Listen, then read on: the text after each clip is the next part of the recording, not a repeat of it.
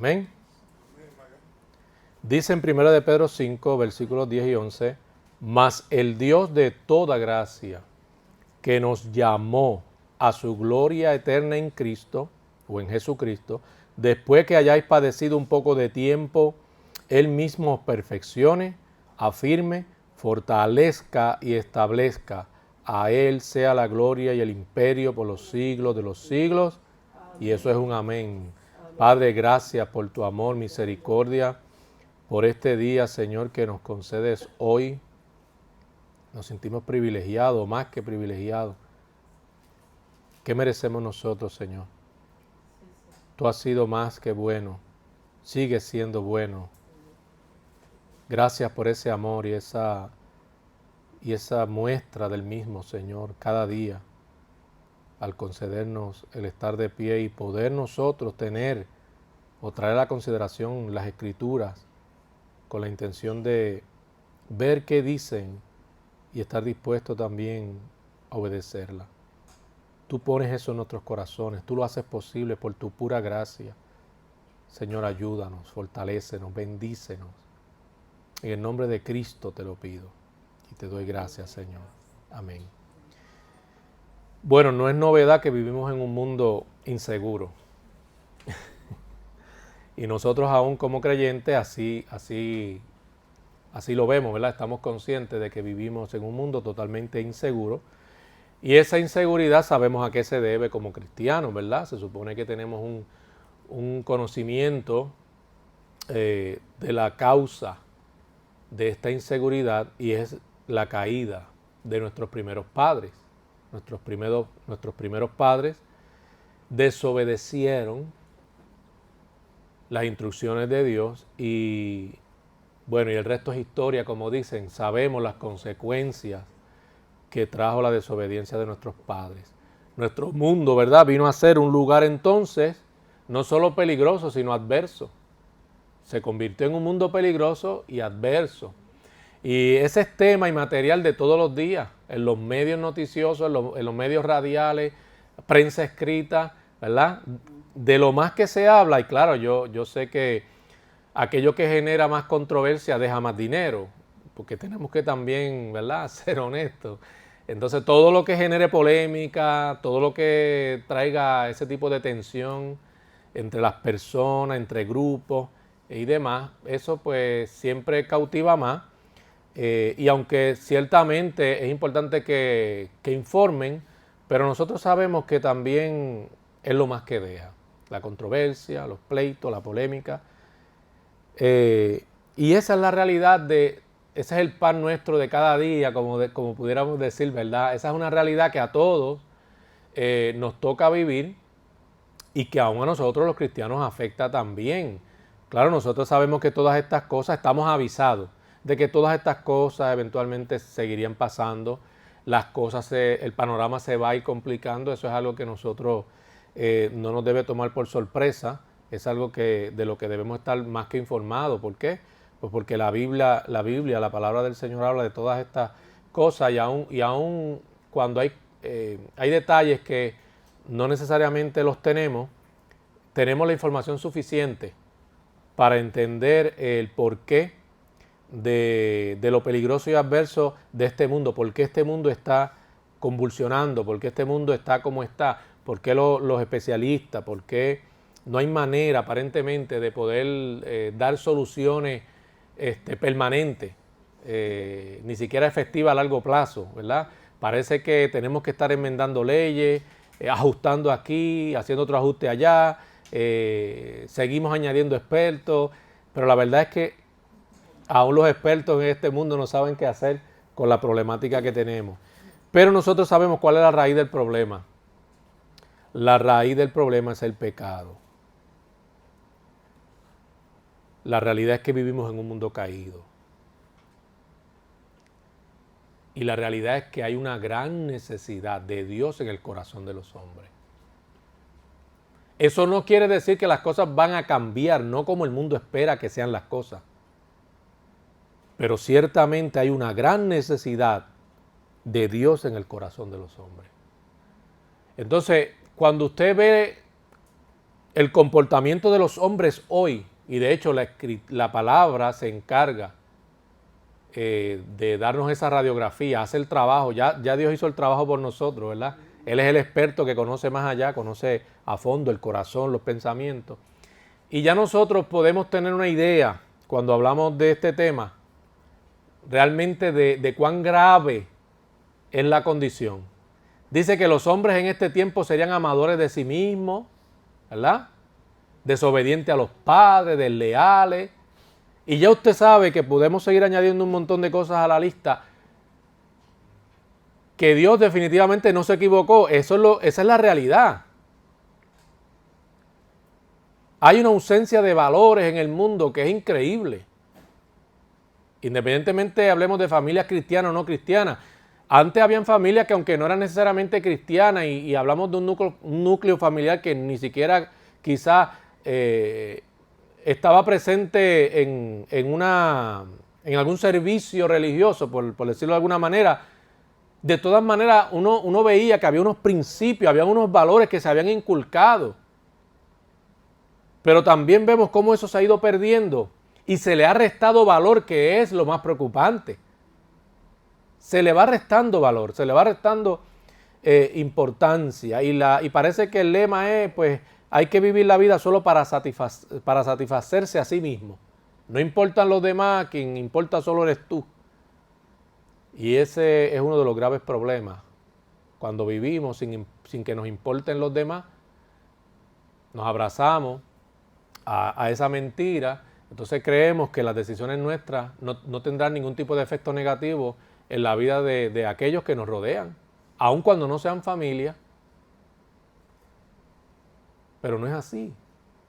Las personas toman decisiones que siempre están afectando a los demás, su entorno, su propia vida, la de sus seres queridos, para bien o para mal, y la de los demás. Ahora, ¿cuán importante es? Esa es una de las razones, ¿verdad?, por la que muchos cristianos se llenan de temor y ansiedad. Eso es real. ¿Puede traer ansiedad y temor aún a la vida de los cristianos la realidad de este mundo? Sí, puede. Y sobre todo si hablamos de cristianos que de momento como que se enajenan de lo que la Escritura claramente dice sobre la condición del mundo. Cuando parece que estas cosas son novel, que no debería ser, porque nosotros sabemos lo que la Escritura dice, ¿verdad? Entonces no deberíamos estar hablando de cosas que nos sorprendan, como si eso no puede ser, no, es que será. Son cosas que serán así, por causa de la maldad de los hombres, que insisten en la maldad, que aman el pecar y no quieren volverse a Dios. La idea de Dios es totalmente repudiada en este tiempo de una manera como nunca antes lo fue. Es totalmente repudiada. Ahora, miren si estamos en un tiempo bien complicado, que aún aquellos que fueron partidarios de la ciencia y una fascinación y casi la ciencia fue su Dios, aún hoy en día, a fin de legitimar comportamientos pecaminosos y cosas que sabemos que son pecados, hoy día la ciencia no tiene la razón. Miren al punto que estamos llegando de maldad. La biología no tiene nada que aportar sobre esto. Nacimos así, somos así. O sea, ahora hay grupos que ahora están en contra de la ciencia, pues claro, porque no le conviene. O sea, anatómicamente, biológicamente, científicamente hablamos de dos sexos. No, pero ahora hablamos no de sexo, ahora es que de una gama de qué. Que ahí entra todo lo imaginable, todo lo que la persona quiera, como se perciba la persona. No, es que ya mismo la sigla va a hacer falta un libro para poderla repetir, porque se siguen añadiendo y sumando siglas, ¿verdad? Ahora es género, una amalgama de género. Interminable, porque como todo es, según se perciba la persona, va a ser interminable. Hoy se percibió la persona como mariposa, al otro de momento dice que es un oso, el otro dice que es un caballo. Y así estamos viviendo el mundo. Pero eso es avance Lo peor de todo, le llamamos avance a eso. El hombre está avanzando. El hombre se está redescubriendo y redefiniendo, obviamente, porque lamentablemente los falsos pastores, los falsos líderes, también son instrumentos de Satanás usados, y entonces empiezan a tergiversar y a tratar de redefinir incluso la verdad del Evangelio, a fin de ajustarse a toda esa mentira. Esa y muchas otras mentiras, ¿verdad? Porque no solo es eso. Ahora, tengamos cuidado que lo silencian enseguida si usted habla de estas cosas. Usted es un retrógrado, usted no tiene preparación académica, usted es un ignorante, usted es un idiota. Bueno, y cuántos epítetos y cuántas cosas le pueden lanzar. Usted es un atrasado. Ahora, en momentos como eso, estas palabras cobran una gran relevancia, estas palabras de Pedro, porque estos tiempos y los que seguirán, porque esto no va a cambiar, serán tiempos bien difíciles, principalmente para aquellos que aman a Dios y desean hacer la voluntad de Dios. Cada vez vamos a encontrar más resistencia al cristianismo, más oposición, más hostilidad, que es algo que yo le he venido diciendo, y con esto no estoy atribuyéndome nada de profeta. Cuando digo que se lo he estado diciendo es conforme a lo que Dios ha puesto a predicar de la propia palabra de Dios, lo que dice la palabra. Las cosas se complican en ese sentido y hay persecución. Los cristianos son perseguidos y la cosa se va a poner color de hormiga brava, las cosas se van a complicar. Porque tenemos gente en el poder que aborrecen el cristianismo, entienda eso. Allí no todo el que está en el poder está bien con el cristianismo y no hay problema. No, hay gente allí que aborrece a Dios, aborrece la idea de Dios, aborrece el cristianismo. Claro, no lo van a expresar así, abiertamente. Pero en la manera en la que van a tratar de legislar leyes, usted se va a ir dando cuenta de los intereses, las intenciones, ¿verdad? O sea que en momentos como esos necesitamos aferrarnos a palabras como esta, primera de Pedro 5, 10, 11, más el Dios de toda gracia que nos llamó a su gloria eterna en Cristo, después que hayáis padecido un poco de tiempo, Él mismo perfeccione, afirme, fortalezca y establezca. Miren, primero lo que hay que pensar cuando uno considera este texto es los creyentes que originalmente, cuando esta expresión o esta palabra fue compartida, por lo que ellos estaban pasando. Ellos estaban pasando por un momento bien complicado, una persecución, una persecución terrible, donde daban muerte a los cristianos. Y es en el contexto cuando en alguna manera se hace referencia a Nerón como un león rugiente que está buscando a quien devorar, porque eventualmente estas palabras, la persecución se iba a intensificar bajo el gobierno de Nerón. O sea que todavía ya estaban experimentando una persecución terrible, pero eventualmente lo que estaba por suceder era todavía peor. El dolor, la dificultad iba a ser mucho más crudo lo que estaban por experimentar. Y es cuando esta palabra Dios la pone en el corazón de Pedro, también como perseguido, como amante de Dios, amante de su verdad, para compartirla a los creyentes a fin de que cobren ánimo. Y hoy yo les comparto esta palabra para que usted entienda, las cosas empeorarán, se tornarán difíciles para quienes aman a Dios, pero que usted cobre ánimo, no se desaliente, porque es fácil desalentarse, es fácil de momento uno empezar a dudar. Y claro, y le puede invadir el temor en la medida en que las cosas se complican para los cristianos, le invade un cierto temor. Nosotros no sabemos eventualmente, hay un cierto margen de libertad religiosa, pero no sabemos cómo se pueda complicar esto y nos quieran restringir de momento más que a espacios cerrados. Usted no sabe. Pero en cierta manera sí sabemos que ese sí es el deseo de muchos que aborrecen a Dios.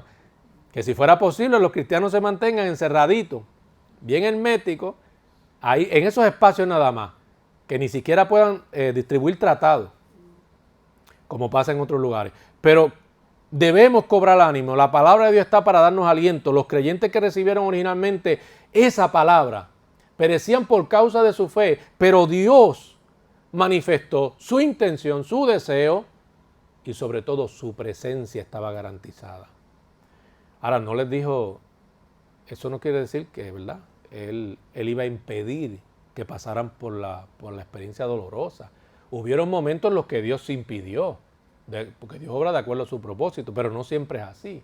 Si es que Dios se manifiesta, Dios habla, pero en ningún momento le está diciendo, no se preocupen, que yo le voy a poner un alto a esto ahora mismo. No. Lo que los está es preparando porque van a pasar.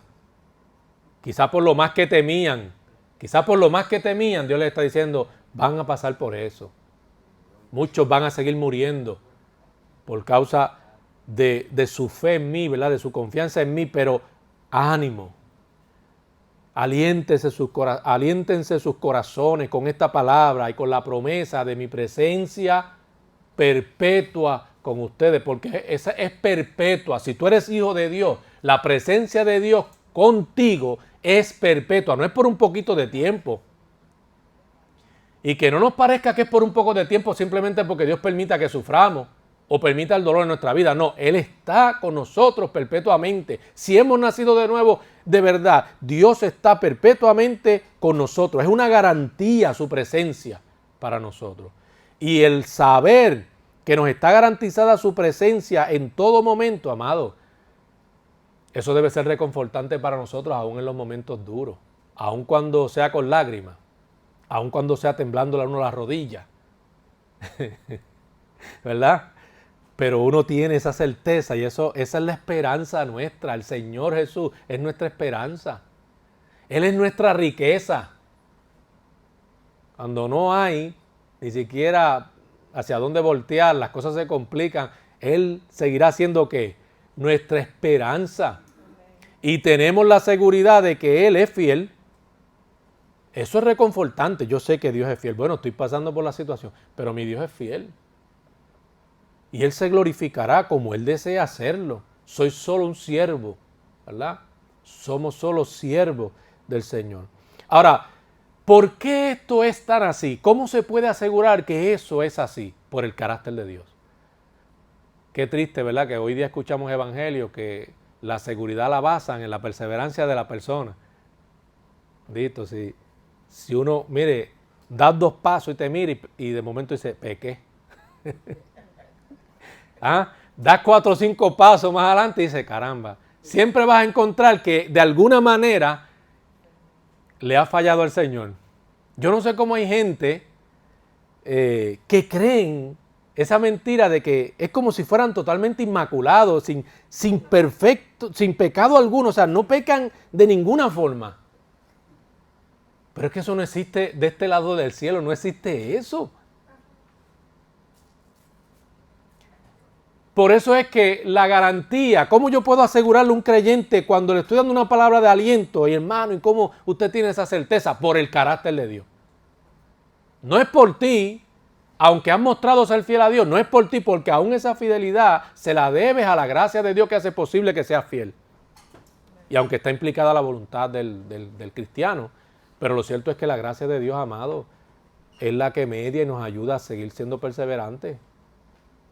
Así es que no podemos nunca atribuirnos que mérito alguno. Siempre debemos señalar al Señor como el causante, el responsable de ese crecimiento, de esa madurez que podamos manifestar aún en los momentos más turbios, como hijos del Señor. O sea que Pedro les dice, ustedes tienen una seguridad que no todo el mundo tiene. Aunque están sufriendo, entiendan, ustedes están seguros en las manos del Señor. Y es como contraproducente, ¿verdad? No pareciera que un escenario así tú le digas a alguien, no, yo estoy seguro. Y dice, pero ¿cómo que seguro?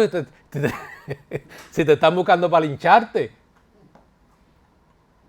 Imagínense Pedro en la cárcel cuando ya era definitiva la muerte de Pablo. Cuando ya era definitiva su muerte. Cualquiera diría, bueno, todo el mundo lo veía como un prisionero y en cierta manera estaba como prisionero y lo iban a ejecutar. Pero ¿ustedes creen que él se veía así? En Cristo él era libre. Él gozaba de la verdadera libertad y esa libertad es seguridad. Esa es la seguridad que no todo el mundo tiene. Te pueden confinar por causa de la verdad y querer matarte por causa de la verdad. Pero si verdaderamente tú has nacido de nuevo, tú conoces la verdadera libertad. No todo el mundo conocerá eso, pero tú conoces la verdadera libertad. Cuando tú hables de esa libertad, muchos tratando de razonar sobre eso te dirán loco. Pero tú sabes que bendita es esa locura que te ha dado genuina libertad y una experiencia que no tiene, amado, cuyo valor es incalculable. No se puede medir. Hay dos aspectos del ser de Dios que Pedro resalta en el texto. El primero, vamos a verlo. Él es el Dios de toda gracia. ¿Qué le dije ahorita? Si no fuera por la gracia del Señor. Pues Pedro dice, miren, lo que necesitamos para permanecer firmes, inamovibles, caminando, es entender que Él es el Dios de toda gracia. La gracia es suficiente para nosotros. ¿Cuántas alabanzas se han escrito, verdad? Que resaltan o destacan precisamente ese punto, que la gracia es que suficiente. La gracia es suficiente. A veces no hay dinero, la gracia es suficiente. Las amistades te dejaron porque amas a Dios, por ser fiel, la gracia de Dios es suficiente. Perdí el empleo, la gracia del Señor es suficiente. Sufrimos persecución y somos odiados por causa de la verdad, la gracia del Señor es suficiente siempre. Siempre es suficiente la gracia del Señor. Entonces, fíjese que Pablo apunta a ese aspecto del ser de Dios cuando le habla, ¿verdad? Con esa intención de reconfortarlos y animarlos en medio de la persecución. Lo primero, que eso será así por el carácter de Dios, como les dije. Lo segundo es que Él es el Dios de toda gracia y la gracia es suficiente para sostenernos. La gracia es central en el Evangelio de Cristo. ¿Qué se predica? Cuando se predica el Evangelio de Cristo, no es la gracia de Dios lo que predicamos. De principio a fin es la gracia de Dios. Cuando usted está contando la historia del gran amor de Dios, es cómo se manifestó este amor del Señor en la cruz, cómo Dios lo exhibió allí. Y cómo el justo muere y derrama toda su sangre, ¿verdad? Y empieza a dar estos detalles tan significativos sobre la muerte de Cristo a fin de hacer posible la salvación y el rescate del pecador, que lo que merece es la muerte eterna. Usted está exponiendo la gracia de Dios. Porque ese mensaje de amor no es otra cosa que la gracia de Dios. Por gracia somos salvos. No es algo que merecíamos. Pero por la gracia del Señor se nos ha concedido este enorme privilegio de ser hechos hijos de Dios, de haber sido adoptados y ahora ser parte de la familia de Dios, miembros de un cuerpo maravilloso, de rescatados, de santificados, de santos en distintas partes del mundo que adoran y glorifican el nombre del Señor y que estarán eternamente con el Señor, porque así Él lo hizo posible. La vida cristiana entonces comienza con gracia y termina con gracia. O sea, es todo el tiempo que un asunto de gracia. Tú fuiste rescatado por la gracia, no por mérito. Y lo que acontecerá eventualmente contigo cuando llegue a su cabal cumplimiento el propósito de Dios es la gracia. Pablo dice en Efesios 2, 9, 8, 9, porque por gracia sois salvo por medio de la fe. Y lo que le decía en la clase, y esto no de vosotros, pues es don de quién, de Dios, no por obras para que nadie se gloríe, es don de Dios. No tenemos nosotros razón para creer que es por mérito alguno, que hemos contribuido o aportado algo a la salvación. No, es solo por gracia, para que en todo momento sea atribuido el rescate a quién, al único que se le debe atribuir, que es Cristo. Cristo. Y aún hoy caminando como cristiano, cuando te dicen ¿qué seguridad tú tienes de la vida eterna? La justicia de Cristo. Yo no le voy a decir, porque mira qué perseverante yo soy, porque yo no voy a enfocar a la persona en lo que yo hago, que de hecho mi comportamiento, claro, debe reflejar el carácter de Cristo. Y ese es el testimonio de que alguien verdaderamente ha nacido de nuevo. Pero no es en base a lo que yo estoy haciendo que yo me voy a salvar. No, no. ¿Cuál es la seguridad? Pues por la justicia de Cristo. Su justicia me fue imputada, punto. Por gracia soy salvo. ¿Eh? Y alguien que está consciente de eso no vive ya su vida para pecar, amando el pecado. Amado, a veces para algunas personas que a veces quizás, pues, no sé, pienso que es que no entienden bien el concepto de la gracia. Tienen un concepto de la gracia como muy barato. Usted oye a veces personas, miren si no entienden que a veces personas, pero ¿cómo es eso posible? Que Dios los ha salvado, o sea, y ahora tú puedes hacer lo que te dé la gana. Pero ¿de dónde sale eso? Cuando alguien ha experimentado la gracia del Señor genuinamente, aborrece el pecar. Pues como que hay personas que no tienen claro el concepto de la gracia, de cómo Dios a través de la gracia transforma la vida de una persona y lo sigue sosteniendo y lo sigue llevando y lo sigue formando por el influjo de su gracia, que es continuo, como dice Pablo, continuo hasta que estemos en la misma presencia del Señor. Pablo trae ese énfasis, somos salvos solo por gracia. Por gracia, no solo somos salvos, por gracia también somos santificados, somos fortalecidos, somos capacitados y Dios hace posible que perseveremos hasta el fin. Cuando alguien me dice, ¿qué seguridad tú tienes de que vas a perseverar hasta el fin? La gracia del Señor. La misma gracia que me dio para que yo fuera salvo, sigue siendo la gracia que hace posible que yo me santifique, ame la santidad, ¿ves? Me consagre, prepare mi alma y estando expectante cada día de mi vida de que Cristo va a volver, o ya sea que muera uno antes de que eso acontezca. Uno siente como la necesidad, ¿verdad?, de estar preparado en todo momento. Por eso no descuida la oración, no descuida el estudio bíblico, se congrega y trata de verse involucrado en la tarea de compartir la fe con otros, que es el evangelismo o la gran comisión. Es una manifestación, se pudiera decir de esta manera, multiforme, porque no solamente esa gracia hizo posible la salvación, sino que sí, también trabaja y hace posible la santificación. Como la capacidad de yo perseverar, pues es multiforme. Hace posible varias cosas que son sumamente importantes, pero que están relacionadas, porque la realidad es que la salvación está relacionada a la santidad, a la santificación. Si no fuese así, imagínense, usted no puede decirle a un pecador, santifícate. O sea, tú no puedes esperar de un pecador que se santifique si no ha sido salvo primero. Porque la nueva naturaleza es la que hará posible, ¿verdad?, que esa persona ahora se vea encaminada bajo el temor del Señor. O sea, que están relacionadas. Debemos ver esa conexión y no divorciadas totalmente como tal.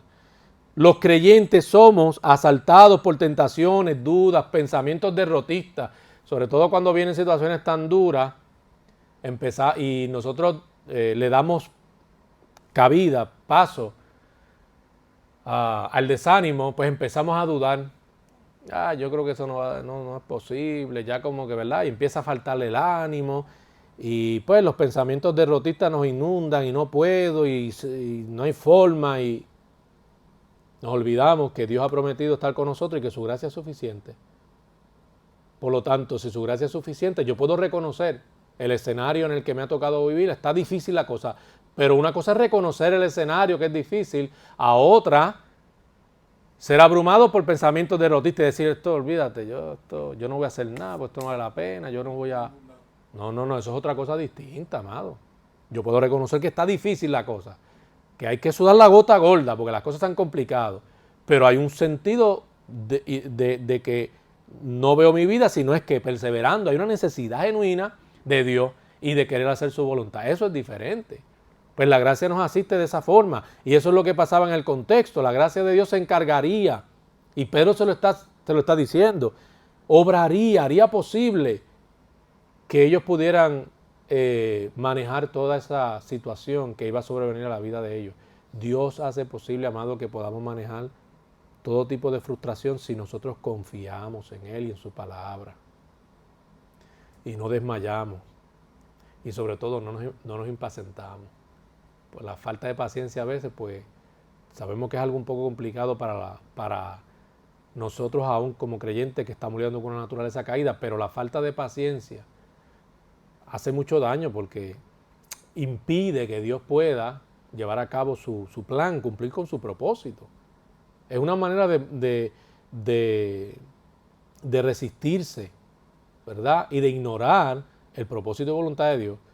Es el que suple, Dios es el que suple abundantemente toda gracia, toda la que necesitemos está disponible para nosotros como hijos de Dios, para poder perseverar, como también para poder ser capaces de ministrar a quienes, a nuestros hermanos, a otros hermanos y a los que no son hermanos, que Dios quiere salvar también. O sea que Él hace posible todas estas cosas. Su gracia es tan abundante, dice Pedro, que no hay razón por la cual nosotros debamos permitir que la situación difícil detenga nuestra marcha, detenga nuestro avance, detenga nuestro deseo de crecer en el Señor. No hay razón. Por la gracia de Dios soy lo que soy, dijo Pablo en una ocasión, y su gracia no ha sido en vano para conmigo, afirmó el apóstol Pablo. Dice, por su gracia soy lo que soy. Y él está considerando todas las experiencias que tuvo en la vida, que muchas son difíciles, y está diciendo, no solo por la gracia de Dios soy lo que soy, sino que también afirma, su gracia no ha sido en vano. Él fue capaz de reconocer que en la medida en que confió en el Señor y esa gracia de Dios me dio en su vida, él pudo ser un instrumento útil y de mucha bendición. Amado, estamos para bendecir el corazón de mucha gente.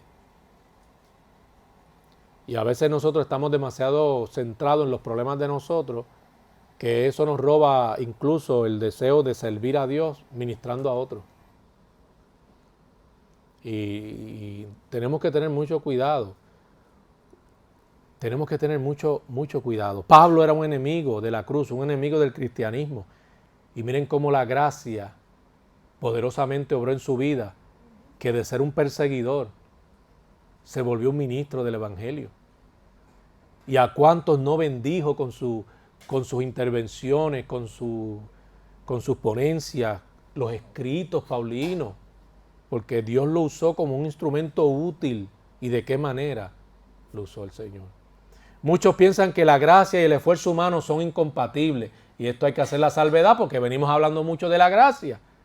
Entonces hay que tener un balance que no se puede perder, porque hay quien fácilmente pueda creer, pues mira, el pastor Albert el domingo estaba hablando de que nosotros debemos permanecer entonces pasivos, relajados, tranquilos, con la limonada en la mano todo el tiempo y en la hamaca. Una vida totalmente relajada, pasiva, sin preocuparnos en lo absoluto por lo que Dios está preocupado, sin interesarnos en lo que Dios está interesado, porque la gracia media y, o sea, eso hay que tener mucho cuidado. La gracia del Señor continuamente está mediando en la vida de nosotros, pero no quiere decir que el esfuerzo humano sea incompatible, no sea necesario.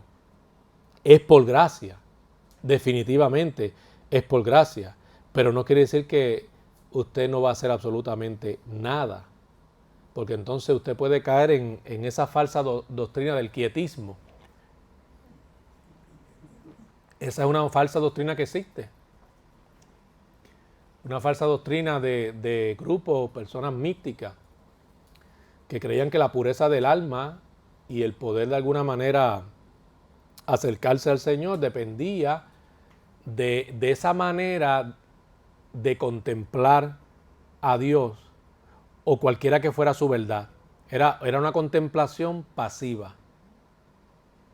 Entonces, eso, amado, eso es totalmente falso. Nosotros no podemos conseguir la perfección del alma ni el poder de unirnos a Dios por ese tipo de inercia. Usted no puede estar inerte. Si usted es cristiano, usted es piedra viva, dice la palabra. Dios obra para que usted sea una piedra viva. Usted debe mantenerse activo, involucrado. Hay un deseo siempre fervoroso de querer hacer la voluntad de Dios, de querer glorificar a Dios, de estar involucrado de alguna manera en esa actividad de Dios. Y eso tiene que ver con la manera en la que nosotros vamos a, pudiéramos decir, cooperar, rendir la voluntad a Dios. Por eso es que continuamente se nos está hablando de obediencia. Porque debido a nuestra naturaleza caída, aun siendo creyentes, la tendencia es a resistirnos. ¿Ves? Y tenemos la dificultad para rendir cada aspecto de nuestra vida debido a esa naturaleza caída. Muchas veces nos resistimos. Y muchas veces incluso queremos nosotros decidir qué aspectos de nuestra vida le vamos a rendir a Dios y cuáles no. Debido a eso, amado, por eso se nos está constantemente hablando de la importancia de la obediencia. Y eso tiene que ver con esta parte que no es incompatible con la gracia, ¿verdad?, del esfuerzo humano. Mire, es verdad lo que una vez me dijo un gran predicador. El hombre más esforzado sobre la faz de la tierra fue Jesús. Si uno va a hablar de la necesidad de ser esforzado, Josué es un ejemplo bastante gastado, y yo sé que es muy bueno, pero ninguno como Cristo. El cristiano tiene que ser esforzado. No es me quedo quieto y espero a Dios. Hay momentos en los que debe permanecer uno en total quietud. Pero esa no es la norma. No es siempre usted va a estar tranquilo. La gracia de Dios está trabajando. Sí, hermano, está trabajando mucho, ya veo. No, amado, hay que actuar. El cristiano también tiene que actuar, tiene que moverse, movilizarse, tiene que atender las disciplinas espirituales. Eso le toca a usted. Ser responsable de su vida espiritual, eso tiene que ver con ese aspecto de la voluntad humana que usted, ¿verdad? Esa disposición de parte suya, ese buen hábito que tiene que desarrollar y que no debe comprometerlo por cualquier cosa. La Biblia no contrapone la gracia de Dios y el esfuerzo humano, sino más bien la gracia frente al mérito. O sea, lo que sí tenemos que tener cuidado es que no vayamos a atribuir todo lo bueno que Dios hace en nuestra vida a nuestra humanidad, aun cuando nosotros debemos ser esforzados, porque sabemos que en todo ello media la gracia de Dios más fuertemente. ¿Ok? Pablo dice a Timoteo, tú pues, hijo mío, miren estas palabras, esfuérzate. Y sé que valiente, ¿verdad? Esfuérzate. ¿En qué se va a esforzar? En la gracia del Señor. Ahí vemos, por una parte, la gracia es sumamente importante, pero no quita la necesidad de que Timoteo, Pablo le está diciendo, tienes que ser esforzado. Tienes que ser esforzado, tienes que moverte, tienes que meter mano, a meter caña, como dicen acá. Debemos esforzarnos haciendo uso diligente y fiel de los medios de gracia que Dios nos ha dado. O sea, los medios de gracia están a nuestro alcance, pero nosotros tenemos que ser ágiles. De hecho, deberíamos ser más astutos y sagaces que aquellos que son hijos de tinieblas. Y es triste que a veces no pase así, ¿verdad? Que la vida de muchos cristianos, teniendo a veces incluso tantos recursos hoy día a la mano y a nuestra disposición. Aún así como que se nos hace difícil. Yo creo que Calvino fue el que escribió algo, si no me equivoco, que leía en estos días respecto al progreso material, de cómo afecta mucho. Hay muchos cristianos que eso les afecta, no a todos, pero a muchos cristianos cómo esas comodidades les afectan. Y él lo explica en ese escrito de una manera interesante. Él dice cómo eso termina embriagándolos. Esa comodidad, ese progreso, es como si terminaran embriagados en esto, ¿verdad? Y entonces, en vez de esto facilitar, servir con más ahínco a Dios y estar más comprometido, pues porque son recursos que facilitan muchas cosas, incluso la tarea evangelística y todo lo que podamos decir sobre esto. Lejos de eso, se han vuelto como esclavos. Y esto les ha imposibilitado servir a Dios, perseverar, testificar de Cristo, dar prioridad a lo que debe tenerla en su vida, que son las cosas espirituales o asuntos espirituales. Qué triste, amado, pero esa es una gran realidad que no podemos negar. Así es que Dios nos dice, miren, hay gracia abundante, vengan y hagan uso diligente y fiel de todos estos medios que yo hoy les he provisto. para que se vean avanzando espiritualmente y en la tarea de la obra para el reino de Dios. Dios ha provisto todo, como ha provisto medios para la salud del cuerpo, ha provisto sobre todo más abundantemente para la salud del alma. Claro que hoy no se le da esa importancia a las cosas espirituales, pero usted que es creyente, usted tiene que darle importancia y prioridad a las cosas espirituales. Aquel que cuida de su vida espiritual está proveyendo para la salud de su alma. Y eso, amado, tiene un peso de gloria increíble. Eso no se compara. Es bueno comer y alimentar el físico, ¿verdad? Y nutrirse, pero nada se compara con el alimento espiritual. Nutra su espíritu, su alma, porque ese alimento es indispensable para desarrollar una vida cristiana saludable y fuerte. La vida, hoy muchos languidecen en la fe, pues por eso, porque apenas no hay oración, no hay estudio de la palabra, no hay nada. Pues imagínense cómo va a sentirse fortalecido. No se puede de esa manera. Tenemos que apropiarnos de estos medios de gracia. Tenemos que amar la verdad del Señor más que ninguna otra cosa. O sea, tiene que ocupar un lugar central en su corazón, en su vida. La palabra tiene que ocupar un lugar central. Cristo mismo tiene que ser el centro de todo en su vida. Y nada puede tener más valor o importar más que Cristo y su voluntad. Nada. Nada puede superar eso en valor. Cualquier otra cosa que riña con eso, compita con eso, es un ídolo. Entiéndalo bien, es un ídolo que usted ha empezado a adorar. Y es un ídolo que pronto deberá estar presto a derribar. Porque de lo contrario las cosas en su vida se complicarán más. Dios no admite ese tipo de... Dios no admite, ¿verdad?, a otro como el yo soy. No hay otro, no puede haber otro. Por eso Él claramente se expresó de esa manera, yo soy. Porque no hay otro, no se admite ningún otro Dios, es que no existe, no hay otro Dios. Es Él.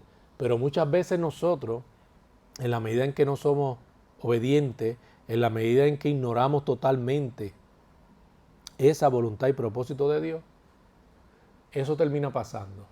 Empezamos a edificar otros dioses. Y muchas veces lo penoso, ni siquiera nos damos cuenta que tenemos otros altares que tienen que ser derribados.